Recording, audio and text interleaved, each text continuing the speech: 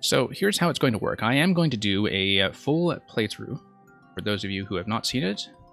If you do want, once again, to pull up the game and take a crack at what's going on, you're quite free to do so. And here is the code. I don't seem to have updated the stream title yet. 1 second. Okay, now it should go through properly. And before we do that, I'm going to play you an exclusive introduction to this level that has been recorded by Duffy, who is the voice actor who voices all of the 4YMM trailers. And the trailers, of course, which you can find on the website and which are well worth watching. They're very well produced. And this week's in particular was quite special, and so I was delighted to be featured as a part of it. But here's an exclusive bit of content. This has never debuted in public. This is new to the stream, and hopefully it will work, because actually this is a new version that I have not heard. Let's see if it plays. Next up, we have QuixoticN's level, where there will surely be cake, and not fire or death. If you find that there is death in the level, well, there's really nothing we can do about that. But at least you tried. And hey, there might be cake. So play QuixoticN's level, or there will be consequences.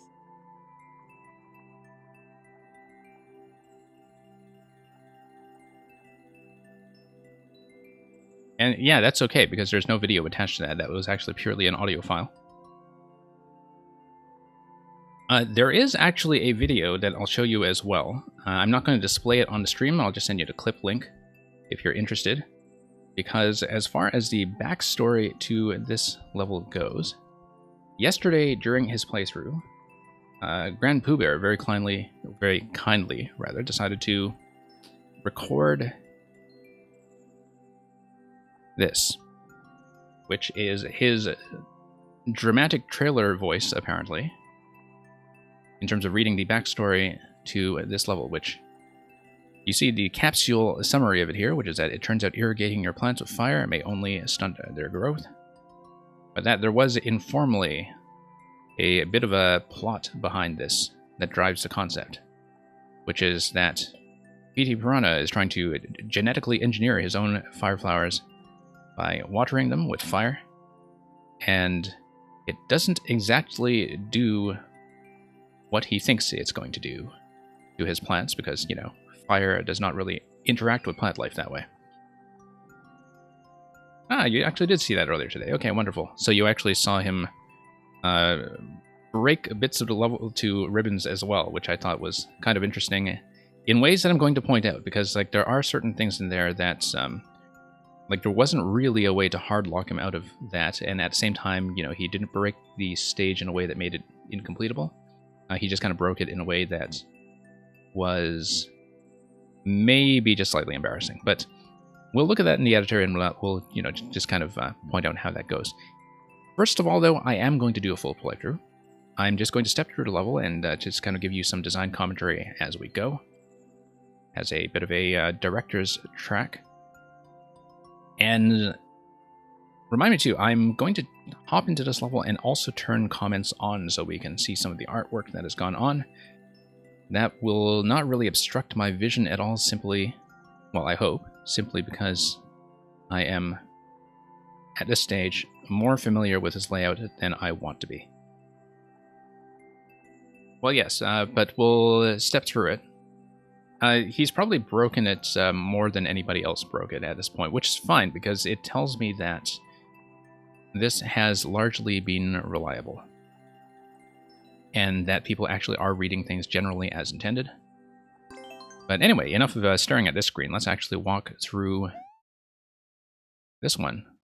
Oh hey, we're going to start as Toad. For the sake of some of the demonstrations later, though, I am at this point going to switch back to Mario, starting on future attempts, should we fail at our own level miserably. And I am going to display comments. So, you see one guy asking how already, and one guy who forgot to say something. But anyway, here's the core concept of this level, is that you have vines that drag you into the lava, and which, when they maintain a stable position, as you're going to see in the next room, if you just hold up when you get on them, they are kind of slippery. They slide your way down. You see the guy saying down there, how do you make the vines go down? We'll see.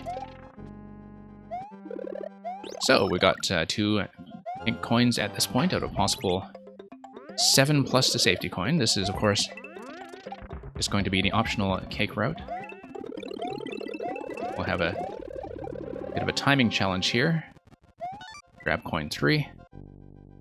And you'll notice that one of the things that we've been signaling in this level as well, which is maybe a little bit harder to see consistently, is that when we have munchers on screen that are just kind of potted munchers, once they've been watered with the fire, to the extent that you can water anything with fire, they do grow into fire piranhas. That's the case with nearly every muncher you'll see in this level, apart from the ones that are just being used as switch triggers. Here we have a bit of a missable checkpoint. I thought it would be kind of neat to play around with a checkpoint that you do have to go out of your way to earn, which is also easily missable for people who would prefer to do the full cake run. Obviously, you can still get back up here even when vines come down, although you are restricted in terms of space in such a way that makes it a little more challenging. But it was kind of entertaining to see a lot of people tend to skip past, notice a checkpoint, skip back, and grab it just in time. And the timer, I think, worked fairly well for those purposes. So this is going to spit you out in a little room that looks like a face. And we're going to have a bit of a vine climb. You can see that the visual difference, the visual cue that tells you that something is pulling you down, is that the vines still have their heads going. As it were, they're still kind of wiggling, they're still alive.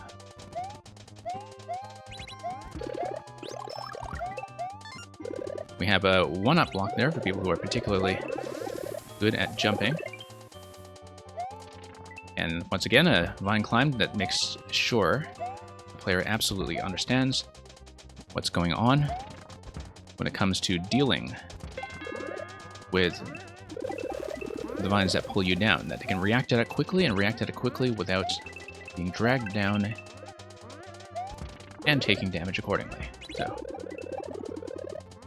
here is an optional coin here once again. This one is harder and really not worth it, but I typically like to put in a sequence of 1 10 coin, 1 30 coin, and 1 50 coin to mimic the collection of 3 coins that you see in the NSMB series, even though in the context of Mario Maker they're kind of functionally useless, but it is something that I just kind of like to put in the levels.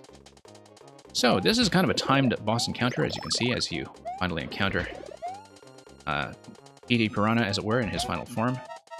It's all about getting you to survive long enough to notice that you can press this P-switch while that vine is still active. And you see this guy, he's going to recognize him, this guy commenting Petey. Now you can see there is a lower passage up and an upper passage up. You can spin jump your way from the bottom, or you can climb and spin jump your way up top. The object, as signaled somewhat in the checkpoint room, is to look for this interaction between the jump block and spawning the flower, which then allows you to get the kill. Now, there's a very complicated mechanism that I'm going to show off later that is important in this room. We have 50 seconds left, so I'm not going to spend too much time on it right now, but notice that there is a fire flower that spawns down here as well. That wasn't present earlier in the level, as a bit of a safety net for people who grab the flower, but somehow lose it before they're able to get a shot off. So that's just a bit of a safety net mechanism, and it was hideously complicated to put together. And it is something that people can theoretically bug out, but it's extremely improbable and difficult to do even when I try to reproduce it on purpose.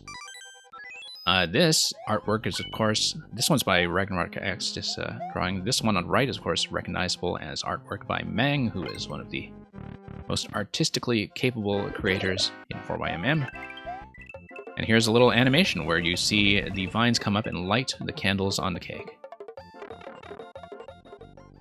We're running out of time, or I would show you a little more of what's going on there. And in the final room, but you can see there is a bit of a modular ending sequence here. Because we came through the cake room, you see 3 1-ups drop on the left side and all of these fire flowers dropping on the right side. And you'll see a message of Taiwanese independence, which was definitely not by me, but, you know, we're happy to endorse that. So, it won't give me my clear time, but of course we used up pretty much the entire clock, and we have a record being held by The Call, who has a time of 1:50, which is actually ahead of my own clear time, which is at 1:56. And I was trying to go through it fairly quickly, because usually when I do clear checks, if I can, I try to get a nice efficient time to set a benchmark for what people can expect. But yeah, so much for that. I will now take you through the editor, and you are all free to ask me any questions that you have. The other key door actually ended up just being an aesthetic door because we had an extra door to throw around. It is something that has made people wonder, and it's true that I was wondering if I should have put that in the first place. And oh, by the way, thank you once again for the comment art. So let's take you through the tour.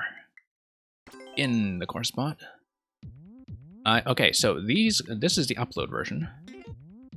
For the purposes of accident prevention, I just did a quick save as to make a copy of it for the Backstage tour, because I don't tend to work in the editor using the controller interface very much at all. Mistakes do happen. We don't want to cause any disasters. But let's take a look. And we'll just walk you through some of this in sequence, and just kind of show you what's going on right from the beginning. So you see pretty much all of the 3 basic setups in this original room in slightly different forms. You see, first of all, the central mechanic of the vines being dragged, which actually have a couple of different ways of being triggered. But as a lot of people managed to discern, it is based on... oh, I actually can't show you the contents of the vine, I think, because... Whoops. Oh, because of being at entity limit. Let's see how I can do that. I may have to just delete something quickly to show you what's going on. Or, well, actually, no, I'll pull it off. And, yeah, so you can see there's a vine there, which I think most of you would have been able to discern by yourselves. Okay, there we go. Okay, vine goes up. It's going to spawn, and it's going to be hit by the dry bone shell that is on spawn. Now, so this is the 3-entity method of doing it. There is a 2-entity method of doing it, which I do use elsewhere in the level.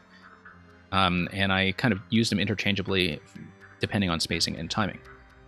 The other mechanic that's important here is that you have a timed launch of this shell.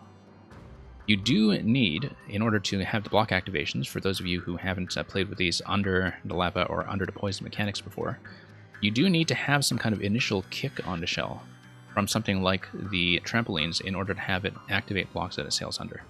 Now, usually when I'm testing it, the way I visualize it is by switching to the forest theme. So we load in with the forest theme. Let me try to move the cursor here. You can see how this is going to work, and you can see the progress of the shell. I'm going to see if I can place myself in a relatively safe position, although I think over here I'll get whacked. Let's try to go here. And let's play, so... kind of works like this. So let's play it again, and so you can see what's going on slowly. Watch this shell here. It's going to spawn the vines in order. It's going to spawn a trampoline plus spike ball setup that's going to come over here and eradicate the upper layer of blocks with a certain timing. There's an upper layer because we have spike blocks activating this upper layer of vines. So spike down here, vines up here. That's purely a timing trick. You could just easily have vines down here if you wanted. You could easily just have another column spawning vines up here. Doesn't really matter. It's mostly just set up this way for the purpose of getting them to the height that I wanted and with the timing that I wanted. So let's just play it out once again. And once again, this is also just going to show you the fairly standard replacement of the Muncher with the activation of a block underneath that kills the Muncher. It's a little different than some of the setups we see later in the level, but you get a general idea in terms of how you get the big piranha plant to come up and do the swap. Okay, let's move on to the next room.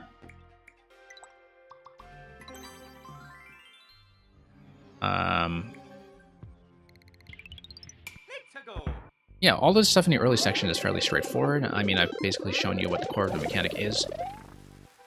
The second room is where I start using a couple of the different setups, partly for budgetary reasons. So, here's how we do it here. So you can see that we still have some of the original Drybone setups that are the ones that use 3 entities.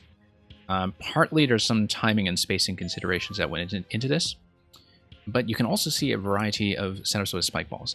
This spike ball here that is on top of the cloud rolls off to the side and hits. And so this is the diagonal positioning you need in order for the timing to work out for the spike ball to hit the block directly. These ones, however, spawn directly on top, and you can layer them without any spawn blocking going on because the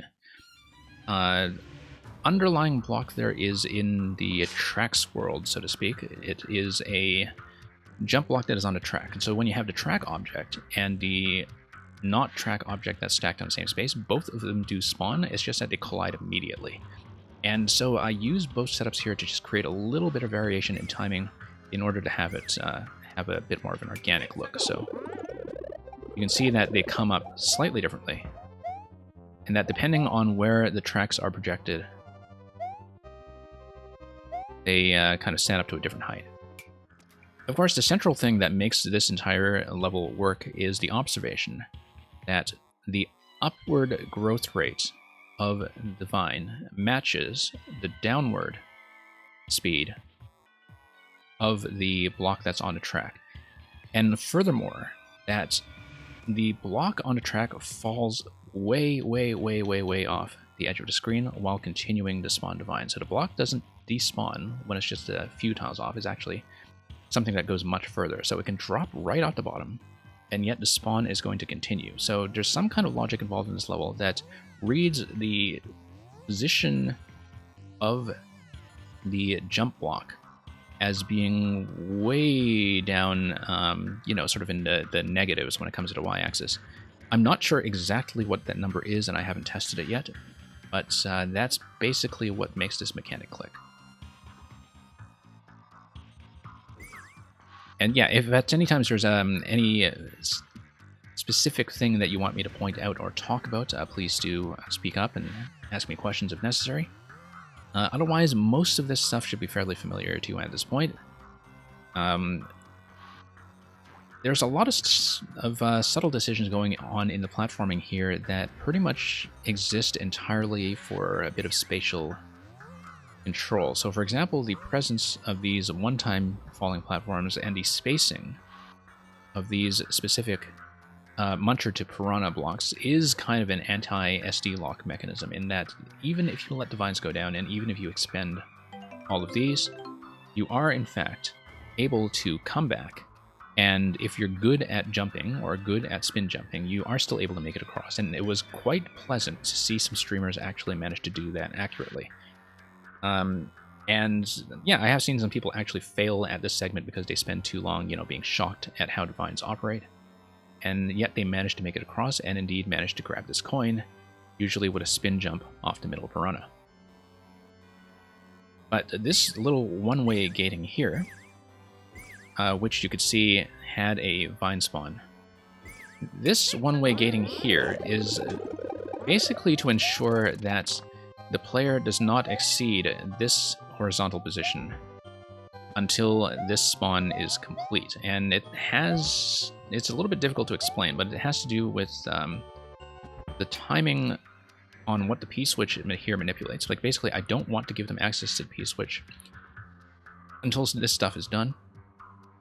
I also don't want this mechanism to be messed with, in that I don't want the player to be able to go backwards past this point on the x-axis, or it's going to break some things with how this cluster spawns as we get to the door. So this took a bit of redesigning to, you know, make this coin challenge feel like it was fairly timed, such that it is doable by people who choose to ride this down, and by people who choose to jump across the speedy way. So yeah, that's the first segment. The first segment, I think, is, you know, once you see the various mechanisms here, it's not terribly exciting, but it gives you a general idea. To catch up on chat for a minute, first of all, Paxman, thank you so much for the cheers. I'm glad you enjoyed the level, and thank you for coming by as well. I will have to catch up on your playthrough later. I have not caught up on your 4YMM stream this week yet. I know that sometimes your time overlaps a little bit with mine, but I'm glad you enjoyed it. And thank you so much for stopping by for the Backstage show. And yeah, the presence of the big piranhas, obviously, like, I wanted to go for a bit of aesthetic flavor here in terms of having Big Petey firing from his defensive cannon, so to speak. I think a lot of people are just going to read the big piranhas as different piranhas, but I did want a bit of a story through line for this, in the same way that I had one for the earlier level I made last year, Freeze Flame Follies, which also had this recurring element of the Spike Top and Clown car that, you know, kind of makes you hate it throughout the entire level before you finally defeat it at the end. So obviously, people are going to always read aesthetics a little differently in terms of their level of attention, but that's what I had in mind. One more thing you'll notice, I have not seen anybody get this yet, and really there's no reason to even try for it, but I thought I'd leave this in as a secret anyway, in case anybody wanted to poke around here, go backwards, run out the timer, try to break everything they can. You know, if they want to QA this level for me, here's a little treat for them. Some people will try that stuff. I think in the Mario Maker context, people might be much less likely to try to deliberately break things like that, but, you know, you never know. Okay, checkpoint room. Let's take a look. Nipbit says, for a while playing this, you thought your controller was malfunctioning because Mario kept climbing downwards. Yes. It is a bit of a risk for people who play with the sticks and are experiencing Joy-Con drift naturally. In fact, I had a great deal of Joy-Con drift in the process of building this level. I never play with sticks. I do always play with the D-pad. But when you are using the Maker mode in the tablet mode, and you're trying to position yourself accurately, if your Joy-Cons are suffering from drift, they do tend to push your camera around everywhere when you're trying to reposition yourself, and it's an absolute pain. But thankfully I got that fixed up. And I do suspect that a lot of people who do play, like, they are going to be suspecting Joy-Con drift when they see, like, this natural drifting mechanic like that. And of course it depends on what your habits are going to be as a player. That some players are naturally going to jump around on vines a lot. Some of them are going to try to constantly climb up. Some of them are just going to, you know, fire and forget when it comes to gripping a vine. So here's the 10 coin. I didn't really have a better place to put it. There's no real good explanation for that, except you just risk letting all the vines lower. Now, here's the real treat that I'm sure people actually want to see, which is the overly complicated main section. So, hold your horses, I'm going to zoom out. Here's how it looks. I have plenty of space down here for this track here. The reason I have this track here is because that's actually what powers the vines that raise later on to give you access to this coin. But here is the massively overcomplicated stitching. It takes you all the way to the top. Now, here's the idea behind this. I knew from the start that I did not want this vertical section to be built with an actual auto-scroll, and there's a very distinct reason for that, which is that if you are timing auto-scroll next to the rising lava, well, if you want to get them matched, you're always going to have a low ceiling, right? You're going to have lava cover the bottom couple tiles of the screen. You're going to have the screen boundary cover the top part of the screen. When it comes to vertical auto-scroll, you're kind of thrown off by the aspect ratio as well.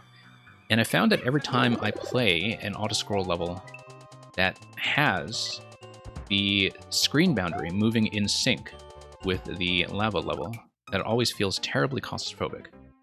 And it's claustrophobic in a way that defeats the purpose of the vine mechanic in this level, which is that you want to see the vines spawn up to a certain point and stop. You want to see the vines bring you up to the point where you're not obstructed by something like blocks or a ceiling on top. You want to be able to jump above that. You want to be able to gain some height. And you want to be able to see the tops of the vines in general.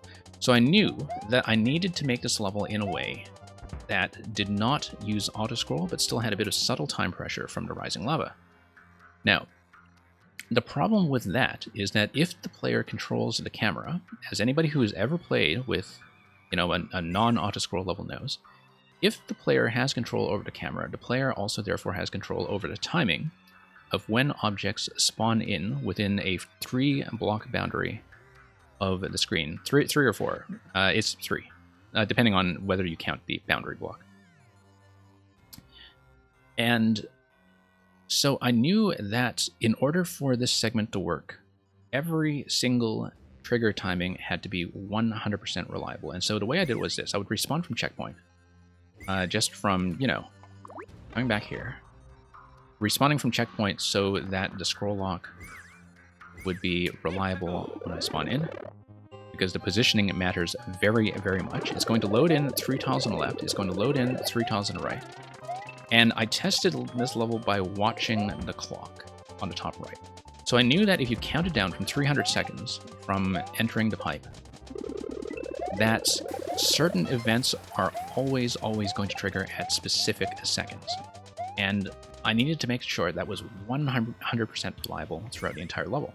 And there's only one way to do that, which is you need everything that is going to be a timed trigger element to be either loaded on screen or be dependent on the thing that is always going to be calibrated to the global timer, which is the lava level. So you see that done in 2 ways.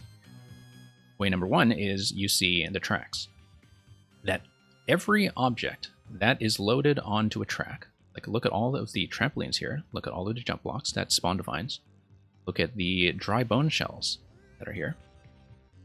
Everything you see here that is actually interactive is loaded within a 3-screen boundary of your initial position when you spawn in the pipe this way. Every single thing that's loaded.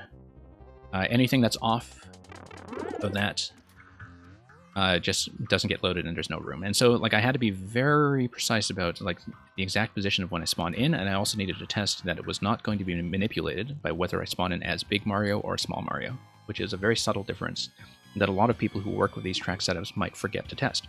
That if you spawn in as Big Mario, I don't know what the exact rule is, but it is a potential vulnerability when it comes to the camera positioning bugging out on you. I'll show you one more thing, which is that you have these vines on the side. This is my maintenance ladder. And so here is my maintenance ladder on the left. Here's my maintenance ladder on the right. And it basically allows me, if I'm testing a level, to start the timer at the beginning and see that everything is actually climbing at the rate that I want, and that everything is actually happening the way I want. Otherwise, there's just no other practical way to debug this thing or to set up the timer. It's there's just no way you can do it. You'll notice the on-off switches and you'll notice the tracks. So here is the second element that always happens according to the global timer, and which does not depend on the track loading. It is the bomb switches that are slightly off-screen on the side, taking advantage of the fact that bombs are always instantly activated by lava. And there are 2 ways this happens on this level. It happens either on screen with the bombs here that lower the blaster gates, and it happens off-screen with bombs that activate the hidden on-off switches. There are no visible on-off switches or state blocks in this level. Everything is just entirely disguised. But it's disguised in such a way that it makes each of the initial block triggers line up. So I'm just going to show you how that looks. I'm not going to show you on this side, actually, because the reason I had the on-off switches here is because I had all of these set up such that if I'm doing testing, I watch the clock, and when the clock hits an exact second on the timer where I know a bomb is supposed to go off on the other side, I just tap the switch. And I tap the switch, you know, at that exact time to make sure everything is going to line up properly and everything is going to hit. Here, if I'm testing on this side of the maintenance ladder, it's a bit easier because you actually do get to see bomb timers do their job. So I'll just kind of walk you through this on this side. And, you know, you'll see in a moment what happens. I mean, it looks overly complicated, but there are really only 3 separate track elements going on either side, I think. But you did need a sequence of bombs in order to, in that case, drop that trampoline. It's not going to trigger anything right now because it was supposed to interact with an object that spawned on the other side to the left. And you can see I can just watch all of the timers to make sure that everything is in its right place and that everything is going to hit according to schedule. If you watch the big bomb that is actually visible to the player on screen, that's also going to do a little thing as well by triggering that muncher to drop a bone shell, and a bone shell is going to spawn the huge column of vines that ultimately gets you up to checkpoint 2. So this is the most complicated and finicky thing in a level, is that I would have a block that comes up here holding a vine, and I would need it to jump out of here, and it would need to be synchronized with the triggering of an on-off switch such that the trampoline would drop on the block and the trampoline would drop on the shell, would drop down in this shell, and project the shell in such a way that the shell would come over to the right and strike the block at exactly the right moment for the vine to start spawning as it gets loaded onto the main screen track, which is just kind of disguised by the regular course elements that you're playing around. But when you see the main screen tracks like this, that is the way of kind of disguising how the climbing vines get loaded in. Because the climbing vines get loaded in, and then they follow the standard pattern of what happens, in the horizontal section, which is that they go up a bit, they raise the vine, and then they start pulling down in order to hold that stable position and to create that dragging mechanic. So that's how that works. There are a few additional things to talk about. Ah, yes. There's one trigger in particular that is quite difficult to work with and which I need to look for. So, I'm going to play through this section again. Watch the left side column very, very carefully. I'm just going to show you the beginning of this section. But just watch the left side very carefully. In the first section here, around the time that I reach that first big piranha on the left. So,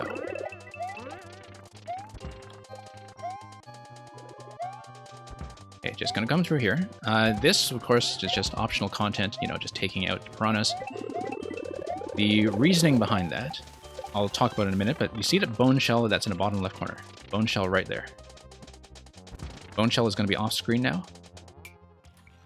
So, the initial triggers here activate a bone shell that comes out of this guy. Bone shell comes up. The track here, at a certain time, when the bone shell is just slightly off screen, drops the trampoline that you see here. The trampoline hits the bone shell and projects it in such a way that it kind of rises according to the lava level and eventually comes to this side and triggers these blocks. Which meant that this diagonal here had to be kept completely clear, and I needed to make sure that anything over here dies before that interaction happens. So this was actually kind of tricky to debug, in that I wanted to make the central section of the level interesting, in that you can, if you're fast, go up here and start, playing defensively, taking out some piranhas. You can go for this coin here, which I have some regrets about, but I'll talk about those in a little bit. But the general principle behind it is that, some players are going to be fast and some players are going to be slow. Slow players are going to be pushed by the lava level. Fast players, they'll have some things they can try, they'll have some things they can stare at, but I also try to give them as much optional content as possible, just to clear their way. Now, psychologically speaking, a lot of people just looked at this coin and decided, okay, how am I going to grab this coin? They tried to jump here to either catch it with the bullet, which can be done, or they tried to damage boost, or if the lava hadn't come up here yet, they tried to go down here, which, in retrospect, I probably should have just let them do if I could, but I couldn't, because, this needs to be Divine Spawn in order for the level to work. So if I had any entities whatsoever left over in the entity limit, I would have put an extra saw blade here, just to, add a bit of extra discouragement and protection. But I was literally out of entity space, and I just needed to trust that, players will know not to do that. A lot of people tried that anyway, which is why I kind of regret this coin placement, because fast players will always try to fast thing first. Nevertheless, it was very impressive that a lot of them actually did manage to get the bullet jump and get this coin quickly. And I kind of like the idea that if they get it quickly before Divine Spawns come up, then that actually buys them more time to deal with this guy up here. Now, I was talking earlier about the Grand Pooh Bear break, the thing that he had broken about this level. It's because he decided to... Well, not only is he an extremely fast player naturally, that he can just play very casually and he can just get ahead of every single timing, in a sort of emergency situation, he decided that he would try to break through this spot. And I do have some invisible block protection here, but ultimately this level involves vines, and every time you have vines, invisible block protection isn't really going to do anything for you. Like, you can just climb right through, as people who know troll levels often see. Is that if you have a troll level, you often have invisible blocks that are bypassable with Divine Climb, and so long as you have anything like that in your level, whether it's aesthetic or functional, it's going to be a potential break that you can't really protect against. So yeah, that was the thing that he kind of broke, but he broke it in such a way that he was actually able to spawn a vine up to the ceiling and continue, so it was thankfully not a lock that I actually seriously have to repair. But it was a bit of a risk, and it was a section that I knew about and looked at and tried to discourage as much as possible. But, I only have so much flexibility when it comes to maintaining the mechanic as something coherent and functional. So, yeah, so that's the, issue with this spot and the issue with people who are fast going for this coin. But you can see the general principle behind this here, that when you have everything just working, Bone Shell is going to spawn on this side. It's going to project all the way to this side, set off these triggers. And here, let's see if I can find it. There's going to be another trigger here somewhere that's important. Yeah, I'll address one thing quickly, actually, which is that the reason that I have to do this complicated setup of dropping the trampolines down to the bone shell in order to fire is that if you try to do it with something simple like a spike ball that is located on top of a slope, so you could just roll a spike ball indefinitely on a slope and have a jump block over here and just come over and clip it, which is a setup I actually do use in a boss room. The issue with that is that when it's off-screen, it actually doesn't activate. In order to get the off-screen activation, the spike ball method will not work, and the bone shell method does work, in that all of this can happen outside of the screen boundary, and is actually going to kick the jump block in time. So that's pretty much the basics of this vertical segment. There's one more thing that I want to point out, which is just the hackiest little thing in this level. And so this guy who's in the middle of nowhere, this is one of the few things in a level that actually is spawn dependent. There's a cloud block under here, but it's just there as a marker for me to remember not to delete this. Because, you know, if you look at it in the editor, it looks like a mistake. It's like, did I misclick here with a stylus or something? I didn't misclick because this is actually a really essential piece, and I needed to mark it at all costs. Because it is timed to drop onto this guy here, but only when the player is in a position high enough to spawn it, such that I can have an absolute guarantee of what the on-off state is going to be at that time. So, like, basically, you can only get up to here when you are 3 blocks off screen, so when the camera is a maximum of this height. So essentially, before you are able to jump over. And so, until this interaction in this section is available, I don't want anything to spawn here. And this is basically just because I was completely out of track space to do any additional on-off shenanigans to time this out properly, in the way that I would account for 3 successive switch activations with this guy here.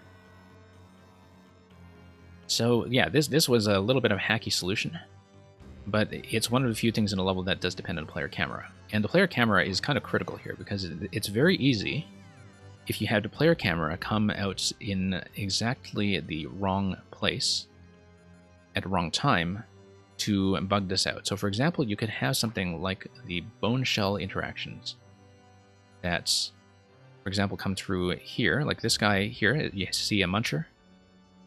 When the bomb blows up, you get the muncher to drop. Muncher drops down here, hits this. This is a bone shell, and then this is the bone shell that would then be hit by trampoline coming this way.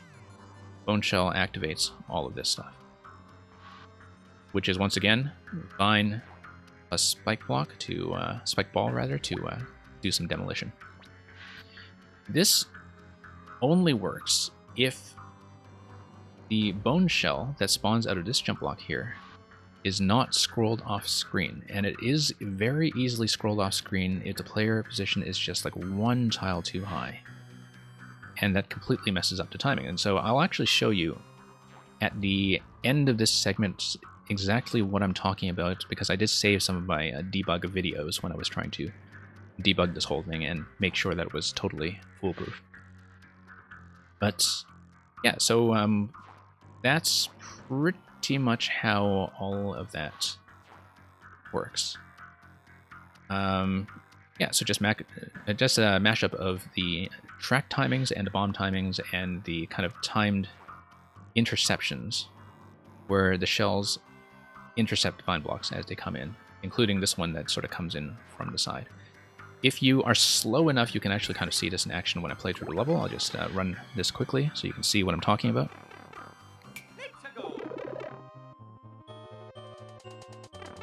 And yeah, let's just do this again. Originally, there was a bonsai bill that matched the bonsai bill at the very beginning of the level to create the illusion of the bonsai bill tracing the vines upwards. There were some timing issues with that showed up in playtesting, and so that's why I didn't keep it. So yeah, as you can see, the opportunity to go through some optional content if you want.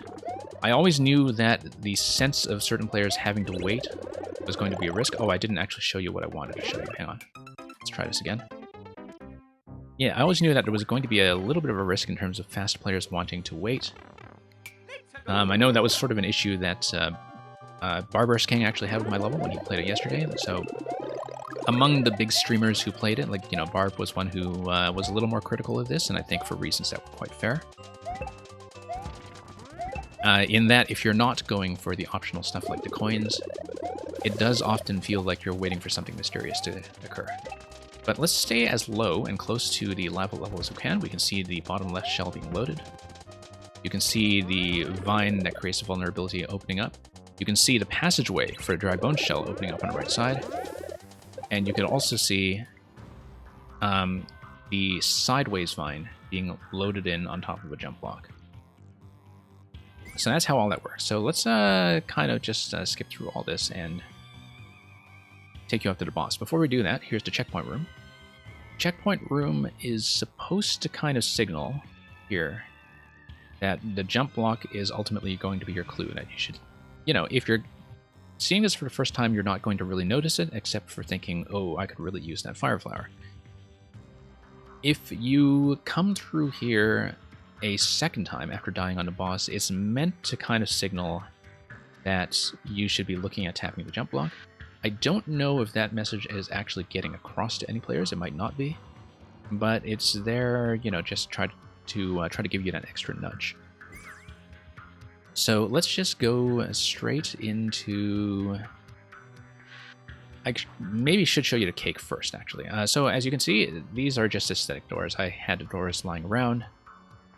As you were asking earlier in chat, when Man was asking a question, I think. Yeah, these are just kind of paired to sort of get you in this room and make you wonder. It might be a bit misleading, given that so much else in this level is aggressively functional. Once again, here you see the setup of the spike balls and the vines that allow you to load up the candles and get them lit. And the burner timing activates the burners on a second cycle, and it synchronizes rather nicely, I think. But the idea was to create the illusion of, you know, transforming the safety coin room into the cake room, and I think, you know, the layout generally makes that effect happen. This guy here, power block and on switch. That is a sound effect that I try to disguise with everything else that's going on when you spawn into the cake room and drop all of the coins and, you know, hear the music and so on. A lot of people will, I think, barely notice that an on-off switch has happened. Keep this in mind, because this is how we create a very subtle manipulation in the ending, depending on whether you actually took the cake road. And yeah, let's just try to take you to the main world and see what happens. I'll look at a boss room in a minute, but first I'll show you the ending screen. So when you load into the ending screen, the top two tiles are always going to be off camera. There's nowhere you can go in this room that will allow you to scroll up here. So this is a bit of a state-changed ending, in that if you manage to arrive here by having taken the cake route, you actually get a second bonus, which is that you get more power-ups dropping at the very end. I used power-ups here partly because I was completely out of the standard entity budget at the time. Power-ups were the only thing I had left to work with. And these coins, of course, which we just needed to use to fill some space to make that look less empty. Because obviously I couldn't give the player anything to stand on, otherwise it would reveal the top two rows, which would then reveal the kind of state switching trick, which is what the thwomp is for outside the cake room. Okay, let's look at a boss. So, this boss is... yeah. Let's see here. First of all, Explicit200 says, you think you made pretty tight levels just now, but you're probably going to get one shot by others. One thing that I've learned is that being a hard level that can be one shot is actually a very good thing. In that it shows you that you can play things blind without trial and error, and that it in the hands rather of a skilled player, that all the mechanisms work reliably. So I was very pleased, for instance, when I caught up on Orator's playthrough of this level and found that he actually one-shot the whole thing very, very cleanly. Just didn't have any doubt about the mechanisms, didn't have any doubt about where to go, he just did it, and was actually close to what was the speed record at the time, although the call has since reduced that significantly. So yeah, one-shots are actually a very good thing, because you want your signals to be fair, and you want your players to feel like that everything that they fail at could have theoretically been done on the first try, even if they didn't know how to do it themselves, or, you know, didn't have the execution to do it themselves. So, here is the overcomplicated boss room. As you can see, this lower segment here is completely shambolic. And we also have the right side column doing something with a thwomp that I'm sure some of you might have heard off screen, but otherwise wouldn't have known was there, as well as a bit of a flower drop onto the seesaw. This was an absolute nightmare to test, because the behavior of this room would completely differ in some ways depending on my spawning positions. Like if I wanted to check what's going on off screen, either like this or through changing it to the water mode, the behaviors would not actually be the same, depending on whether I was spawning the camera, at a certain position here on the y-axis or coming through the entry pipe. There's one particular spot where that really, really matters, which is this. I'll first of all show you how it looks when I actually just try to spawn things in. Let's see if I can find a safe spot. Usually when I was testing this, I would stand way out of the way, and just to, see how the weighting mechanism goes. I use fire flowers on a seesaw because, once again, at that point I was completely out of entity space. And so that was the only seesaw trigger I could think of. But I'll explain what this is all about because most players will not really consciously notice what this is for. What was I talking about? Ah, yes, the really difficult spot. Okay. So you see here, spike ball, conveyor belt.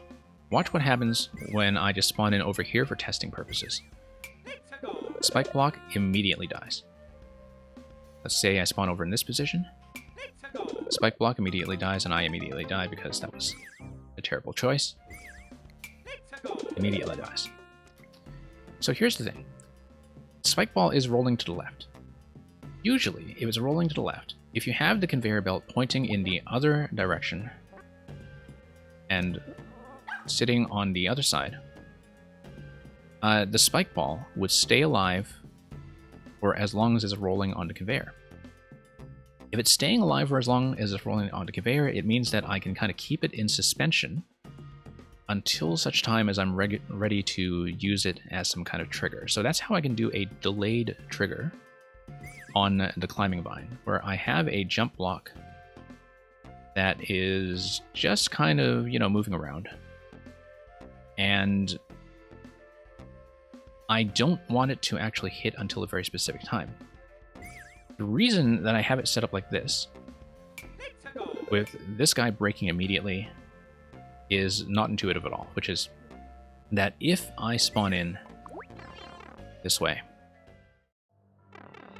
let's see if I can actually show it to you. If I spawn in through the pipe, notice that now it's in suspension. Because when I spawn in through the pipe in that position, the spike ball rolls to the right rather than to the left.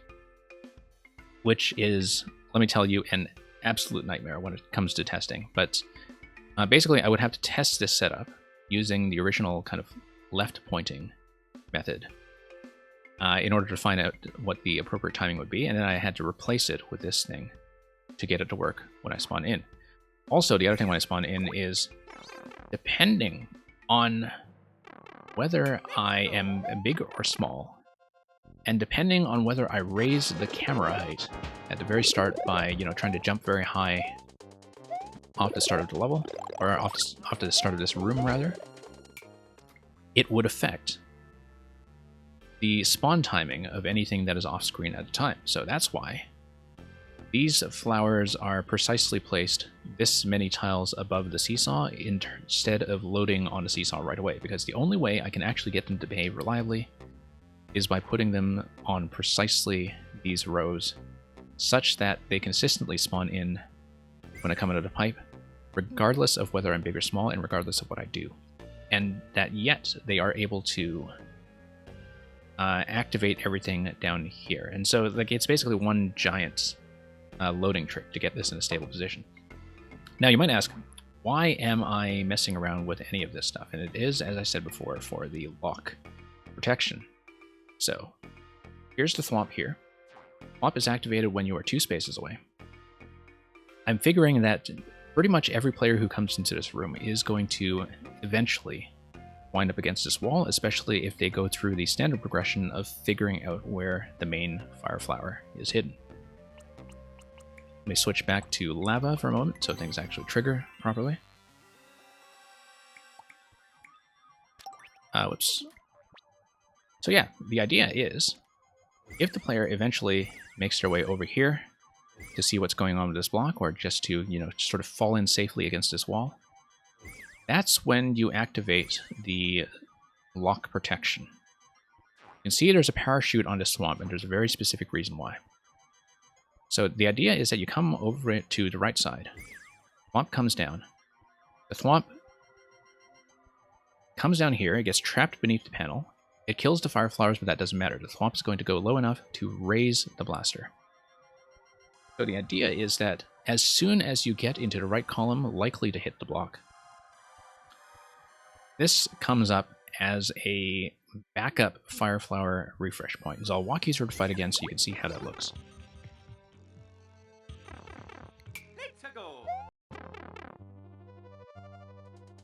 Okay, going to drop in here.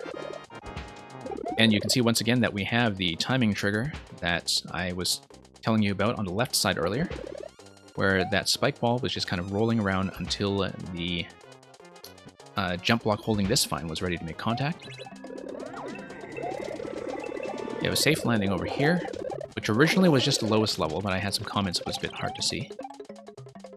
And then you have a couple of different approaches coming over here. So, as soon as you get to the right side column, which at this point is the only thing that's worth trying, listen very carefully. Listen very carefully. We're going to come down here. See that fire flower?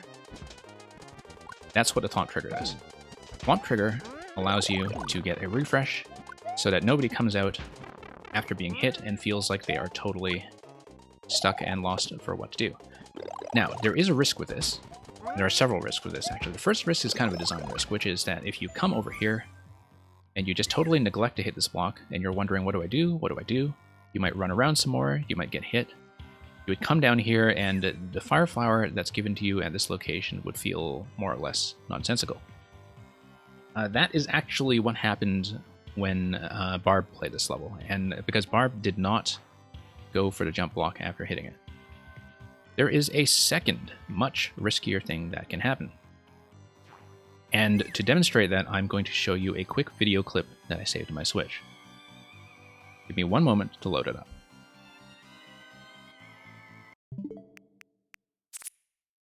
And I'll be right back with that in just 1 second. I know I'm not really spinning up the next level, I'm spinning up the next video, but that was the best interstitial available. Okay. Oops. So here we go.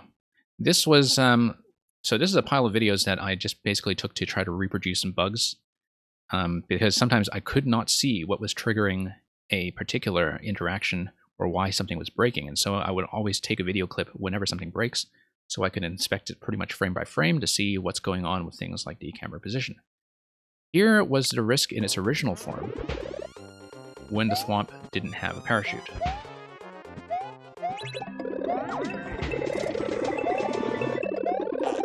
So just watch this very carefully.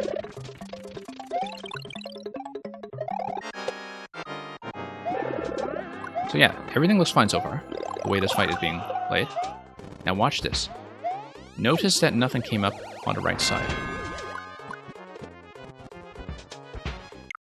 So you have a sniper thwomp that comes down and hits the player because it was not successfully activated. How does that happen? Well, a moment.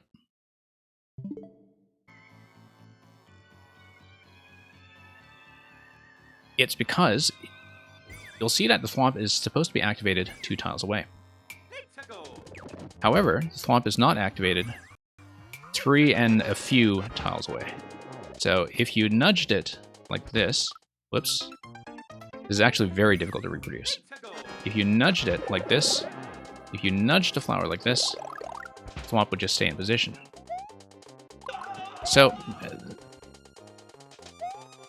absolutely nobody I've seen play this has triggered this, and so this is like very much an emergency thing. What's the issue with having a sniper thwomp? Well, I mean, you know, if you don't mind it, that's fine, I guess. But the sniper thwomp, in most cases, is just going to straight up kill you. Like, you're not going to have a chance to recover from it, unless you have a very lucky bump off that clown car. And I know you kind of asked that facetiously.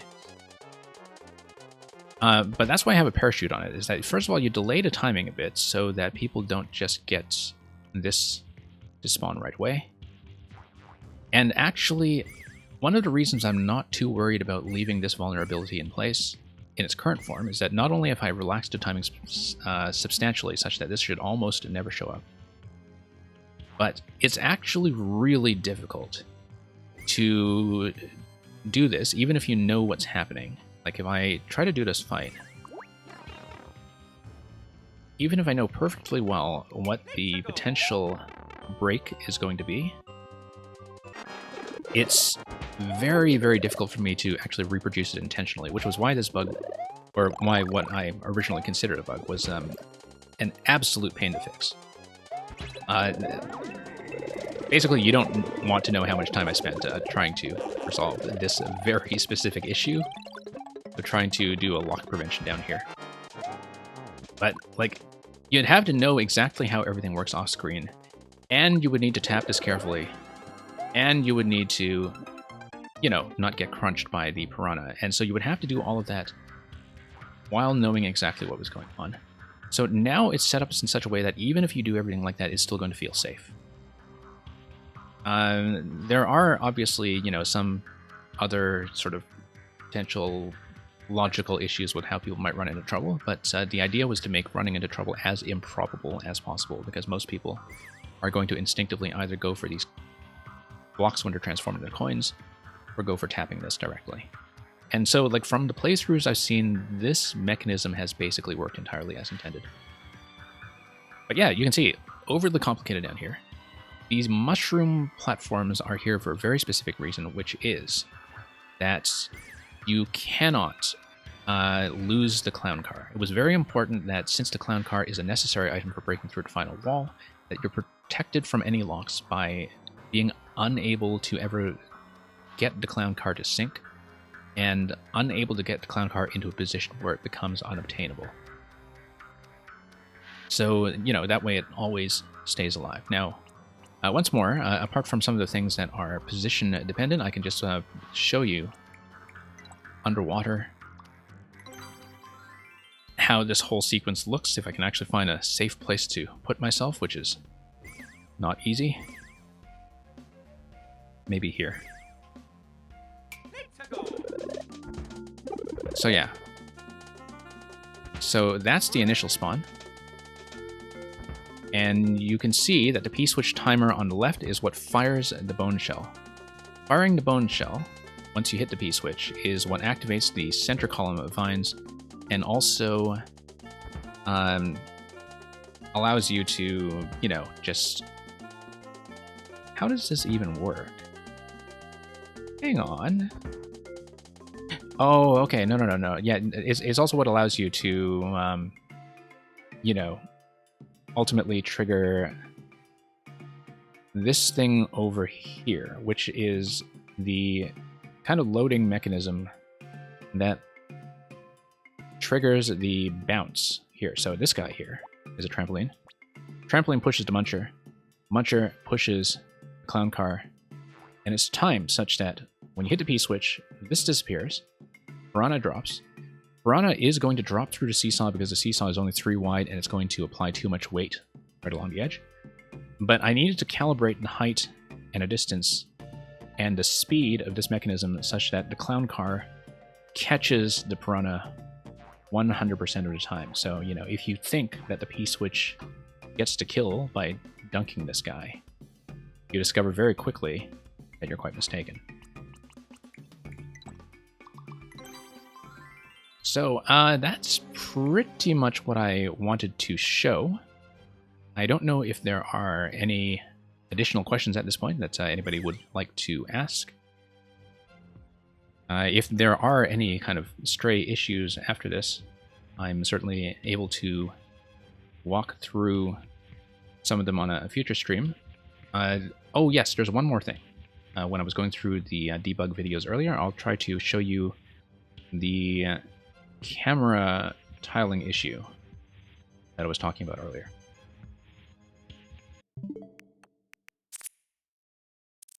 So let's see if I can dig that up.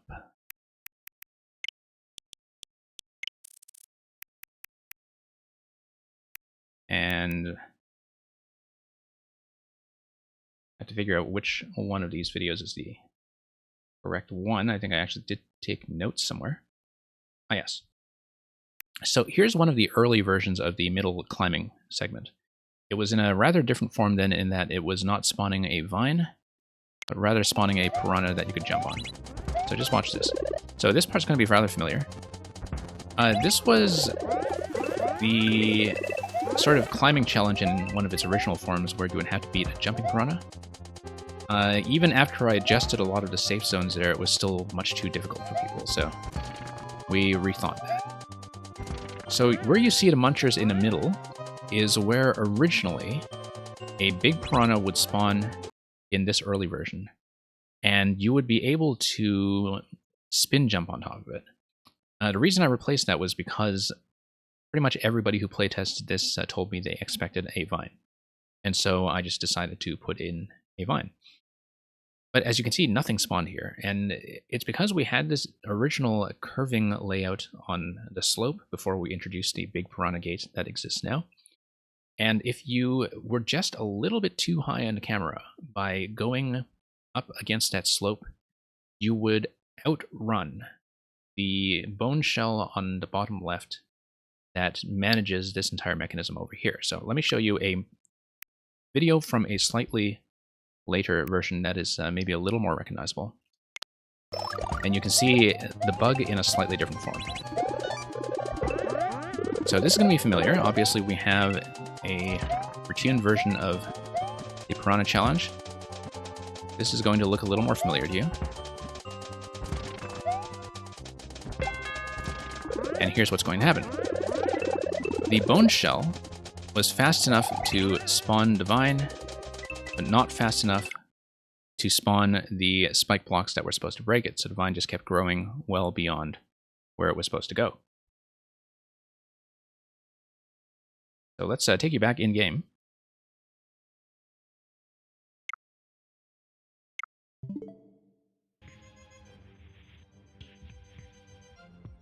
And so yeah, ultimately we had to do a couple of different fixes in order to get that to be 100% reliable, and I basically had to get the fastest players that I could get my hands on to, try to break this thing. Which is that we have a one-way panel that's under here. That's to make sure the camera does not slide up even when you bump this from the bottom or bump this from the bottom. You need to make sure that Mario could not raise his position at all, because this was the absolute maximum in terms of his camera position. There was a certain risk of him trying to bounce off the bullet on the right like that. But that risk was ultimately manageable because, at that point you're kind of dead anyway. If you're doing that ahead of schedule.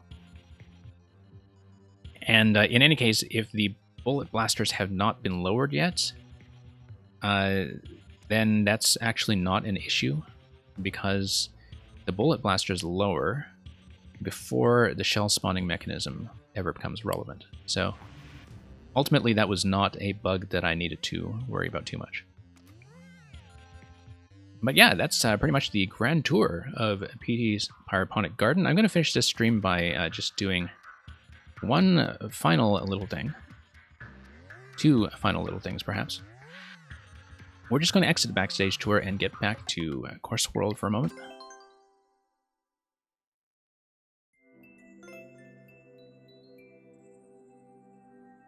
And let me just load this up again in its current live form. And since we're talking about this level anyway, I just want to show a little bit of appreciation for the comments and the comment art that we have received so far. Paxman, I see, did a wonderful little drawing of the piranha having caged the sad little fire flower in the back.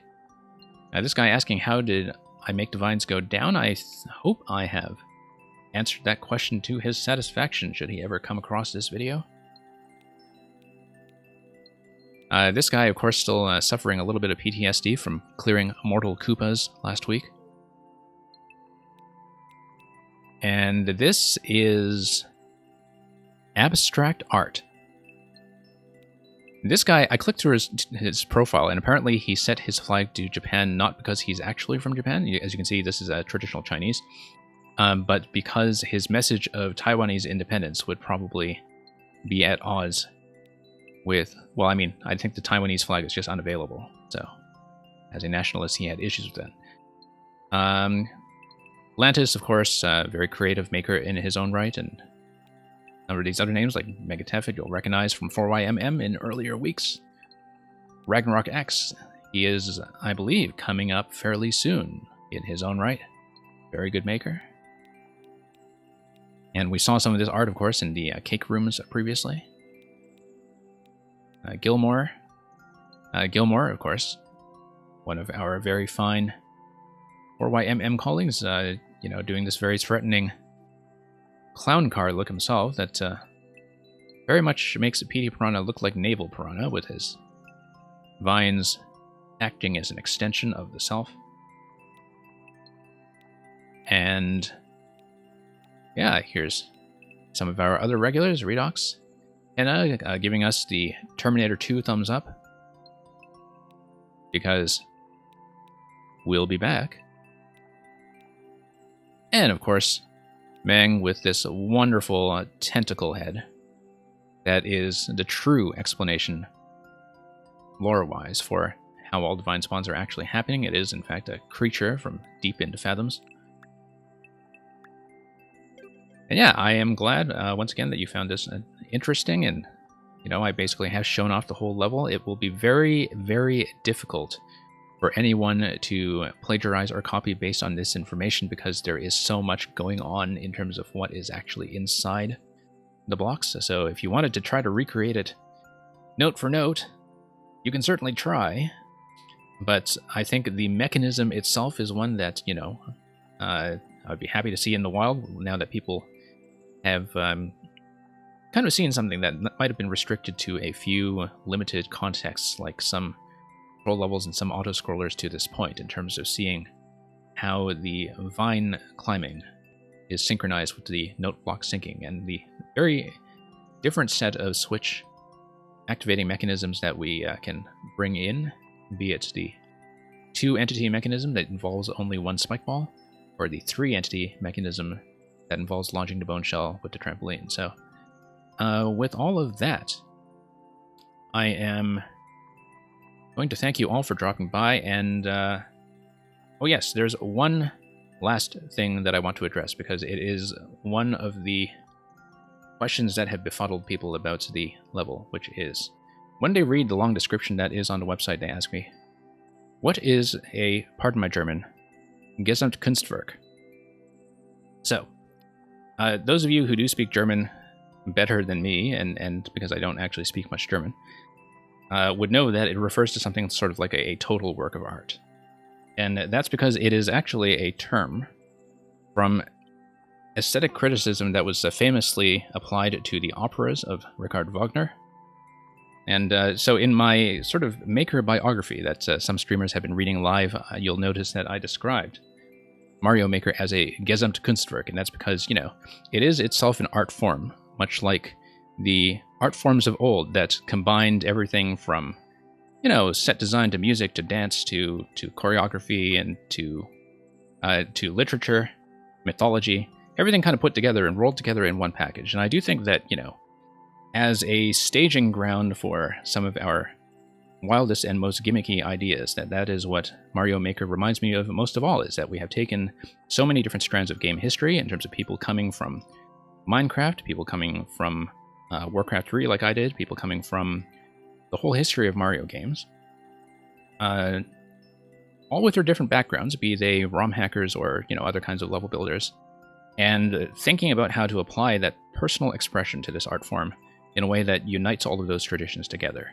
And so that is the Gesamtkunstwerk, and that's the explanation for that. And if anybody asks about this in future, that's the answer. So it is, I think, in many ways, a veritably operatic game. And so I will leave you on that note and close the stream. So thank you very much for watching.